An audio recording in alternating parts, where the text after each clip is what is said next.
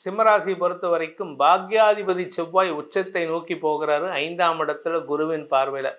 இது விசேஷ பலன். நீங்க அரசியல் துறை சார்ந்தவர்னா உங்களை தேடி ஒரு பதவி வரும். ஆனா வாயால கெடுவீங்க. ஏன்னா 2ஆம் இடத்தை சனி பார்க்கிறாரு.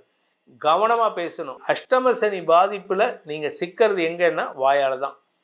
வாயை கண்ட்ரோல் பண்ண பிரச்சனை இல்லை. இது ஆரோக்கியத்துக்கும் பொருந்தும். குரு மிதுன ராசியிலிருந்து தன் பார்வையை கொடுக்கிறார். குரு மங்கள யோகம் ஏற்படுகின்றது. ஆனால் செவ்வாய்க்கு சனியின் பார்வையும் வருது. பொதுவாக நம்ம ஏற்கனவே சொல்லியிருக்கோம், சனி பார்வையில் செவ்வாய் இருந்தாலோ செவ்வாய் பார்வையில் சனி இருந்தாலோ உலக அளவில் உயிரிழப்புகள் ஏற்படும் அப்படின்னு சொல்லிட்டு. ஆனால் இப்போ அது ரொம்ப இருக்காது. என்ன சார் முன்னுக்கு பின் முரணா பேசுகிறீங்க? முன்னுக்கு பின் முரணா பேசலை, இருக்கிறத சொல்கிறேன். ஏன் அப்படின்னா, ஓம் ஸ்ரீ குருப்யோ நமக. ஹரிஹி ஓம். ஜெய் புவனேஸ்வரி. அனைத்து டிவோட்டி நேஷன் நேயர்களுக்கும் உங்கள் வேத ஜோதிடர் பிரகாஷ் நரசிம்மனின் அன்பான வணக்கங்கள். செவ்வாய் பயிற்சி பலன்கள். இந்த செவ்வாய் பயிற்சி பலன்கள் அனைத்தும் பொது பலன்கள் மட்டுமே. திருக்கணித பஞ்சாங்க முறைப்படி கணிக்கப்படுகின்ற இந்த பலன்கள் உங்களுக்கு சாதகமாகவோ பாதகமாகவோ நடந்திட உங்களுடைய ஜனனகால ஜாதகம் மற்றும் தசாபுக்திகள் துணை நிற்க வேண்டும். அது எதுக்கு சார் செவ்வாய் பயிற்சி பலன்கள், சுக்கிர பயிற்சி பலன்கள்னு குறிப்பிட்ட கிரகங்களுக்கு மட்டும் போட்டுட்டு வரீங்க? ஏன் பொதுவாக பல பலன்கள்னு போட்டுட்டு வரீங்களே, ராசி பலன்கள்னு போட்டுட்டு வரீங்களே, அதில் இந்த பலன்களில் சொல்ல மாட்டீங்களா அப்படின்னு சில பேருக்கு ஃபோன் பண்ணி கேட்டாங்க. ஆக்சுவலாக இது எதுக்காக சொல்கிறது அப்படின்னா, சுக்கிரன் ஒரு விதத்தில் இம்பார்ட்டண்ட், முக்கியமான கிரகம். அதே மாதிரி செவ்வாயும் ஒரு விதத்தில் இம்பார்ட்டண்ட். சில பேர்த்துக்கு பார்த்தீங்கன்னா அம்மா பையன், அம்மா பொண்ணு, அப்பா பையன், அப்பா பொண்ணு, இல்லை அண்ணன் தம்பிக்குள்ள ஒரு கார்டியல் ரிலேஷன்ஷிப்பே இருக்காது. என்ன காரணம்னா இந்த செவ்வாய் தான் காரணம். எப்படி சுக்கிரன் கணவன் மனைவி உறவுல ஒழுங்கா இருக்க உதவியா இருக்கோ, அது மாதிரி இந்த செவ்வாய் ஒழுங்கா இருந்தால் மட்டும்தான் உடன்பிறப்புகளுடனும் தாயாருடனும் மனஸ்தாபம் இல்லாமல் இருக்கக்கூடிய வகையில் இருக்கும். அப்படி சப்போஸ் இது ஒழுங்கா இல்லை அப்படின்னா இந்த ரிலேஷன்ஷிப்பில் அக்ரெசிவ்னஸ் ஜாஸ்தி ஆகும். கோபம், வெறி, எரிச்சல், ஆளுமைத்தன்மை இதெல்லாம் ஜாஸ்தி ஆகும். இது ஆளுமைத்தன்மை தொழிலில் இருக்கலாம், ஆளுமைத்தன்மை வேலை செய்கிற இடத்துல இருக்கலாம், உங்களுக்கு கீழே வேலை பண்ணுறவங்க கிட்ட இருக்கலாம். ஆனால் ஆளுமைத்தன்மை அண்ணங்கிட்டையோ தம்பி கிட்டையோ அப்பா கிட்டையோ அம்மா கிட்டையோ இருந்தால் அந்த குடும்பம் நல்லா இருக்காது. அதனால தான் செவ்வாய் சில இடத்துல சட்டிலாக இருக்கணும், சில இடத்துல நல்ல பலன்களை தரக்கூடிய வகையில் இருக்கணும். அதனால் இந்த செவ்வாய் பயிற்சி இருந்தால் மட்டும்தான் உங்களுடைய முயற்சியில் நன்மைகளை தரக்கூடிய வகையில் இருப்பார். இந்த செவ்வாய் பயிற்சி நல்லா இல்லை, உங்கள் ராசிக்கோ உங்கள் லக்னத்துக்கோ இந்த செவ்வாய் பயிற்சி ஒழுங்கான இடத்துல இல்லை அப்படின்னா அது சிக்கலை ஏற்படுத்தும். குறிப்பாக ரிலேஷன்ஷிப்பில் பிரச்சனையை ஏற்படுத்தும், மனஸ்தாபத்தை அதிகப்படுத்தக்கூடிய வகையில் இருக்கும். சில பேர்த்துக்கு பார்த்தீங்கன்னா எடுத்தவொடனே கை ஓங்கிடுவாங்க, பலார்னு அடிச்சிருவேண்டா அப்படின்னு சொல்லிட்டு. அதுக்கு காரணம்னா இந்த செவ்வாய் கொஞ்சம் அக்ரெசிவாக இருப்பார், நீச்ச பங்கமாக இருப்பார், இல்லாட்டி மகரத்தில் உச்சமாக இருப்பார், இல்லாட்டி 4ஆம் இடத்துல இருப்பார், 2ஆம் இடத்துல இருப்பார். இந்த மாதிரி இடங்களில் இருந்தால் செவ்வாய் இருந்தார்னா நீங்கள் பேசுகிறதே அடிக்க வர மாதிரி தான் இருக்குது. இவன் என்னப்பா அப்படி கோவப்படுறான், அக்ரெசிவாக அடிக்க வர மாதிரி செயல்படுறான்னா அதுக்கு காரணம் இந்த செவ்வாய் தான். அந்த செவ்வாய் பயிற்சி மாதம் நடந்துட்டு இருக்கு. எப்போ நடக்கிறது அப்படின்னு பார்த்தீங்கன்னா இந்த மாதம் டிசம்பர் மாதம் 7ஆம் தேதி அன்னைக்கு செவ்வாய் பயிற்சி ஆகிறாரு. எங்கே அப்படின்னு கேட்டால் விருச்சிக ராசியிலிருந்து தன்னுடைய சொந்த வீட்டிலேருந்து தனுசு ராசிக்கு பயிற்சி ஆகிறார், குருவோட வீட்டில். இந்த குருவோட வீடுங்கிறது அவர் உச்சஸ்தானத்தை நோக்கி பயணிக்கிறார். அதில் இந்த நல்ல விசேஷம் என்னென்னா, குரு மிதுன ராசியிலிருந்து தன் பார்வையை கொடுக்கிறார். குரு மங்கள யோகம் ஏற்படுகின்றது. ஆனால் செவ்வாய்க்கு சனியின் பார்வையும் வருது. பொதுவாக நம்ம ஏற்கனவே சொல்லியிருக்கோம், சனி பார்வையில் செவ்வாய் இருந்தாலோ செவ்வாய் பார்வையில் சனி இருந்தாலோ உலக அளவில் உயிரிழப்புகள் ஏற்படும் அப்படின்னு சொல்லிட்டு. ஆனால் இப்போ அது ரொம்ப இருக்காது. என்ன சார் முன்னுக்கு பின் முரணா பேசுகிறீங்க? முன்னுக்கு பின் முரணா பேசலை, இருக்கிறத சொல்கிறேன். ஏன் அப்படின்னா இப்போ சனியுடைய பார்வையில் செவ்வாய் இருக்கார், சனியுடைய 10ஆம் பார்வையில் செவ்வாய் இருக்கார், செவ்வாயுடைய 4ஆம் பார்வையில் சனி இருக்கார். ஆனால் அதே சமயம் இந்த செவ்வாய்க்கு குரு பார்வை இருக்குது. குரு பார்வையில் எந்த கிரகம் இருந்தாலும் தன்னுடைய ஆக்ரோஷத்தன்மையை குறைச்சிரும். செவ்வாய் சனியின் பார்வையில் இருந்தால் ஆக்ரோஷத்தன்மை நெருப்பு மாதிரி இருப்பார். குரு பார்வையில் செவ்வாய் இருந்தால் வீட்டுக்குள்ளார ஒரு சிம்னிக்குள்ளார விளக்கேற்றி வச்ச எந்த அளவுக்கு பாதுகாப்பாக இருப்பார். அந்த மாதிரி குரு பார்வையில் செவ்வாய் வந்தாருன்னா ஒரு சிம்னிக்குள்ள அடங்கின நெருப்பாக இருப்பார். ஆனால் சனியின் பார்வையில் வந்தால் வீட்டையே பற்ற வைக்கிற அளவுக்கு ஆற்றல் வந்துடும். அதனால தான் இந்த குரு பார்வையில் வர செவ்வாய் ஒரு மாற்றத்தை தரக்கூடிய செவ்வாய் பயிற்சியாக இருக்கு. அதுவும் குருவோட வீட்டுக்கே போறாரு. சனியும் குருவோட வீட்டில் இருக்கார். அதனால சனியின் பாதிப்பு குறையக்கூடிய நேரம். இந்த சனி பாதிப்பு குறையக்கூடிய செவ்வாய் பயிற்சி எப்போ நடக்கிறதுனா டிசம்பர் 7ஆம் தேதியிலேருந்து ஜனவரி 15ஆம் தேதி வரைக்கும் தனுசு ராசியில செவ்வாய் இருக்க போறாரு. குருவின் பார்வையில குரு வக்கரமா இருக்காரு.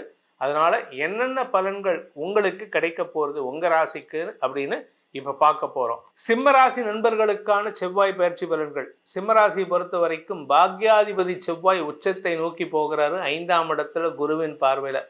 இது விசேஷ பலன். இருக்கிறதுலே செவ்வாய் பயிற்சியிலே ஒரு நல்ல பலன் யாருக்குன்னு கேட்டால் இந்த சிம்ம ராசிக்காரங்களுக்கு தான். ஈவன் மேஷ ராசிக்காரங்களுக்கு கூட கிடையாது. விருச்சிக ராசிக்கு கூட சுமார் தான்.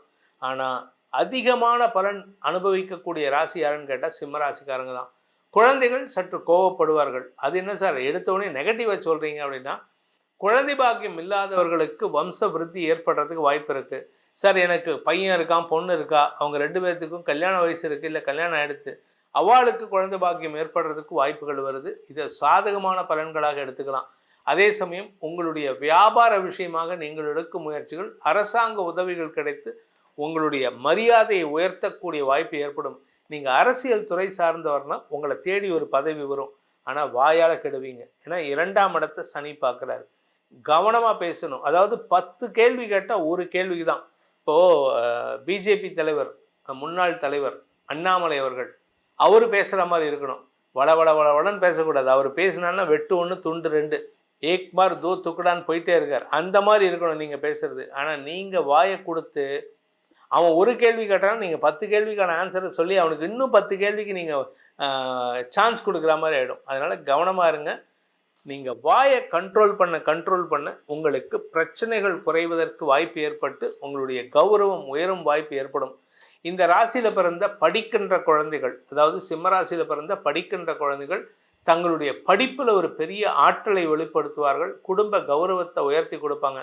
அதே மாதிரி சகோதர சகோதரிகளுக்குள் இணக்கமான சூழ்நிலை ஏற்படுறதுக்கு வாய்ப்பு இருக்குது. பொதுவாக செவ்வாய் 6, 7, 8 இடங்கள்ல இருந்தால், 2ஆம் இடத்துல இருந்தால் சண்டை சச்சரவுகள் வரும். இப்போ இந்த இடத்துல 5ஆம் இடத்துல குரு பார்வையில் இருக்கார். குருமங்கள யோகம் உடன்பிறப்புகளுக்குள் ஒற்றுமைத்தன்மை ஏற்படுகின்ற வாய்ப்பை தருகின்றது. அதே சமயம் குடும்பத்துக்குள்ளே பேசுறதுக்கு சில பேர் வெளியிலேருந்து வராங்க. எதிரிகள் பேசுகிறாங்க. அவங்கள வரவிடாமல் தடுக்கணும். அக்கா தம்பி அண்ணன் தங்கக்குள்ள பேச்சு இருக்குன்னா அவங்க தான் பேசணும். கணவனுடைய அக்காவோ இல்லை மனைவியோடைய அக்காவோ இங்கே உள்ளே வரக்கூடாது. அதே மாதிரி வெளியாட்கள், பக்கத்து வீட்டு மாமி, எதிர் வீட்டு மாமி, மாடி வீட்டில் இருக்கக்கூடிய ஆண்டி, இவங்களாம் பேசக்கூடாது. அடுத்தவங்க பேசினாங்கன்னா உங்கள் குடும்ப ரகசியம் வெளி இடத்துக்கு போகக்கூடிய வாய்ப்பு இருக்குது. அதனால் அவமானங்கள் உங்களை தேடி வரக்கூடிய வகையில் இருக்குது. ஸோ மொத்தத்தில் இந்த அஷ்டம சனி பாதிப்பில் நீங்கள் சிக்கிறது எங்கன்னா வாயால் தான். வாயை கண்ட்ரோல் பண்ணால் பிரச்சனை இல்லை. இது ஆரோக்கியத்துக்கும் பொருந்தும். அதனால் கொஞ்சம் கவனமாக இருங்க. ஏன்னா செவ்வாய் எங்கே இருக்காருன்னா 5ஆம் இடத்துல இருக்கார். அடுத்தது 6ஆம் இடத்துக்கு போக போகிறார். 6ஆம் இடத்துக்கு உச்சமாக போகிறார் ஜனவரி 15ஆம் தேதி. அது ஆரோக்கிய கேட்டை ஏற்படுத்துவார். அதுக்கு 1 மாதத்துக்கு முன்னாடிலேருந்தே சாப்பிட்டா தான் அடுத்த மாதம் நீங்கள் அவஸ்தைப்படுவீங்க. அதனால் இப்போது வாயை கண்ட்ரோல் பண்ணுங்கள். பேசுகிறதுலையும் சரி, சாப்பிட்றதுலையும் சரி. வெளி இடத்துக்கு போகிறீங்கன்னா உங்கள் வீட்டு சாப்பாடு எடுத்துகிட்டு போங்க. இல்லாட்டி மினிமலாக சின்னதாக குறிச்சிட்டு வாங்க. அங்கே போயிட்டு ஒரு 16 இலை போட்டு அதில் 26 வகையான சாப்பாடு போட்டு சாப்பிட்றதெல்லாம் கண்ட்ரோல் பண்ணிக்கோங்க. இந்த செவ்வாய் பயிற்சியானது தொழில்துறையினருக்கு ஒரு ஏற்றத்தை கொடுக்கும், பதவியை கொடுக்கும், செல்வாக்கை கொடுக்கும். உங்களுக்கான பரிகாரம், சிம்மராசியில் பிறந்தவர்களுக்கான பரிகாரம் அப்படின்ட்டு பார்த்தீங்கன்னா, நீங்கள் வணங்க வேண்டியது, அதாவது குருவாக இருந்து வழிபட வேண்டியது சுவாமிமலை முருகனை, சுவாமிநாத சுவாமியை வழிபட்டு வாருங்கள். மன நிம்மதி ஏற்படும். தெளிவான சிந்தனை ஏற்பட்டு அடுத்தவங்களுக்கு உபதேசம் பண்ணக்கூடிய ஆற்றலை பெறுவீர்கள். இந்த செவ்வாய் பயிற்சியானது உங்களுடைய தனிப்பட்ட ஜாதகத்துக்கு எப்படிப்பட்ட பலன்களை நல்கக்கூடிய வகையில் இருக்குது அப்படின்னு தெரிஞ்சுக்கணும்னு ஆசைப்படுறவங்க கீழே கொடுக்கப்பட்டுள்ள தொலைபேசி எண்களில் தொடர்பு கொண்டு பலன்களை அறிந்து கொள்ளலாம். இதன் மூலமாக உங்களுடைய வாழ்க்கையில் ஏற்படக்கூடிய ரிலேஷன்ஷிப் பிரச்சனைகளையும், குறிப்பாக உறவுகளுக்குள்ள உங்கள் மனஸ்தாபங்களை குறைப்பதற்கும், வேலை செய்கிற இடத்துல உங்களுடைய ஆக்ரோஷத்தன்மையை குறைப்பதற்கும் இது உதவிகரமாக இருக்கும். அதே சமயம் சில பேர்த்துக்கு தேவையில்லாமல் போலீஸ் கேஸு வழக்குன்னு இல்லாமல் இருக்கிறதுக்கும் இது உதவிகரமாக இருக்கும். இதன் மூலமாக உங்களுடைய எதிர்காலம் சிறப்பாக இருக்கிறதுக்கு உதவிகரமாக இருக்கும் என்பதை சொல்லி உங்கள் அனைவருக்கும் நல்வாழ்த்துக்களை தெரிவித்துக் கொண்டு உங்களிடமிருந்து விடைபெறுவது உங்கள் வேத ஜோதிடர் பிரகாஷ் நரசிம்மனின் அன்பான வணக்கங்களுடன். நன்றி, வணக்கம்.